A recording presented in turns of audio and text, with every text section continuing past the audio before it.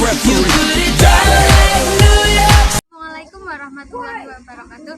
Hai guys, kita kelompok 1 ada di pabrik tahu nih. Kita akan melihat proses pembuatan tahu. Yuk ikuti keseruan kita dalam melihat proses pembuatan tahu. Ya. Sebelumnya maaf, dengan Mbak siapa? Saya Mbak Firna. Gimana? Perkenalkan, saya Zulfiana dari kelompok 1 akan melihat proses produksi tahu. Boleh jelaskan dari tahap awalnya? Oh iya. Untuk proses produksi tahu, bahan dasarnya kan kalian tahu ya, untuk bahan dasar pembuatan tahu itu apa? Kedelai, ya kedelai. Jadi nanti untuk tahapan pertamanya itu kan dari kedelai. Kedelainya itu gudangnya kebetulan ada di sebelah sana. Jadi nanti mungkin kalian nanti videonya bisa diambil di shoot terpisah. Nanti saya tunjukkan dari awal untuk proses dari awal untuk persiapan pembuatan tahunya, gitu ya. Ini adalah tungku untuk pemanasan pembuatan dari untuk pembodokan tahunya sendiri. Nah, mungkin kalau dari kebanyakan teman-teman yang lain yang sudah pernah melihat produksi tahu, jadi tungkunya itu langsung di atas bara api. Nah, kalau kita itu menggunakan metode yang berbeda. Jadi untuk apinya ini kita tidak langsung godok di atas tungku. Jadi apinya ini kita hanya menggunakan uapnya saja. Jadi uap dari tungku ini, pembakarannya ini menghasilkan uapnya kita ambil, nanti uapnya itu yang digunakan untuk menggodok dari sisa-sisa itu. Jadi untuk tahapan awalnya itu dari kedelainya kita rendam dulu selama 1 malam. Nah, kita rendam selama 1 malam itu kita giling. Setelah kita giling, nanti dari penggilingan itu kita masukkan ke tong. Nah, kita masukkan ke tong, baru kita rebus. Nah, cara merebusnya ini adalah menggunakan uap yang dihasilkan dari bara api. Ya, nah kalau gula yang sudah direndam selama semalaman, jadi awalnya itu gulanya itu paling cuma setengah ember aja. Setelah direndam semalaman, dia bakal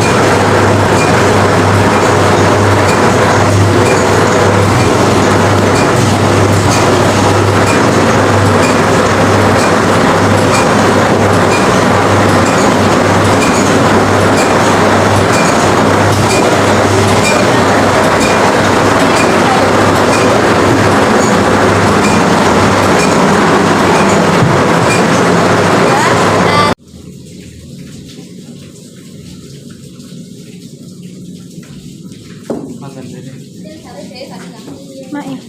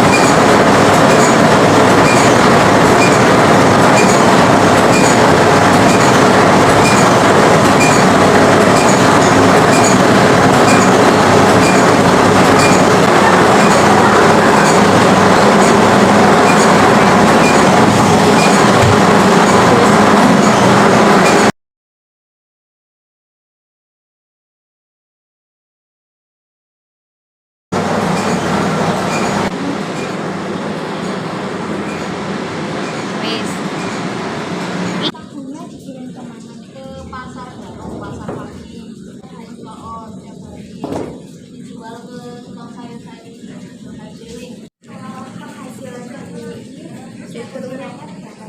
Satu bulan rata apa bisa itu penghasilannya kira-kira berapa? Sehari aja ya, nanti kalkulasi sendiri soalnya kan kita kan sama dan sebenarnya kita ada libur ya. Nah libur juga kan kita dapat tuh kalau kadang libur bulan paling 3 kali 4 kali bisa juga sampai seminggu, jadi tergantung fleksibilitas kita. Jadi untuk sehari itu ya untuk penghasilannya ya paling tidak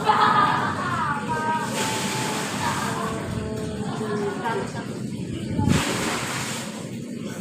Ini kan kapasitasnya kita masih kecil ya, dan dipegang juga masih kecil. Tapi juga enggak, yang namanya orang jualan kan tidak menentu toh, kadang masih laris, kadang masih sepi, nggak cuma dapat 50 ya nggak cuma sekali 2 kali gitu, jadi kondisional namanya orang jualan.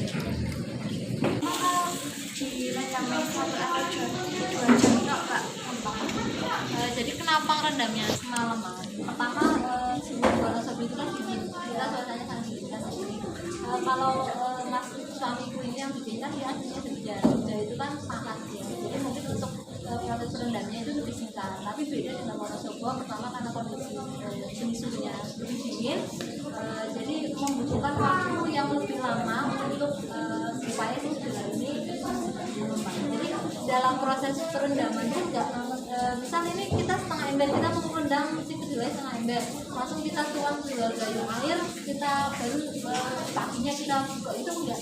Jadi ada prosesnya untuk proses perendamannya itu. Jadi jam 9 malam si kedelai ini kita rendam pakai satu gayung air, satu gayung ember itu, satu ember air. Nah nanti kita tambah lagi jam 3 pagi, kita tambah lagi satu ember, nanti jam 6 pagi kita tambah lagi satu ember supaya ngembangnya dia maksimal. Dan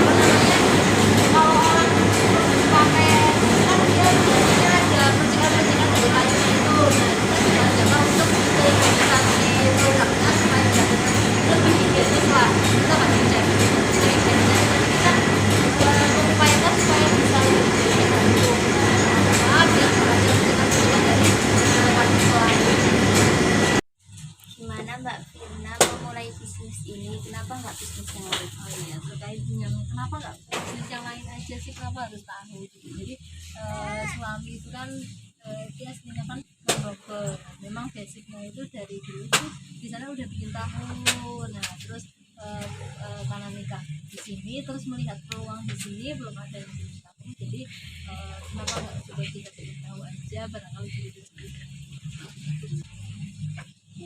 Sudah berapa lama Mbak Firna jadi pengusaha? Kalau untuk mulai di sini sebenarnya kalau jualan itu udah 2 tahun. Cuman kalau untuk produksi sendiri di sini ini baru sekitar sekitar 5 bulanan kalau produksi di sini. Tapi kalau untuk jualannya itu udah hampir 2 tahun. Satu tahunnya udah lewat. Terus itu apa?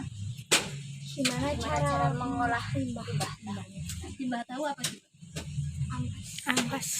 Terus kalau limbah tahu itu ada ampas sama airnya.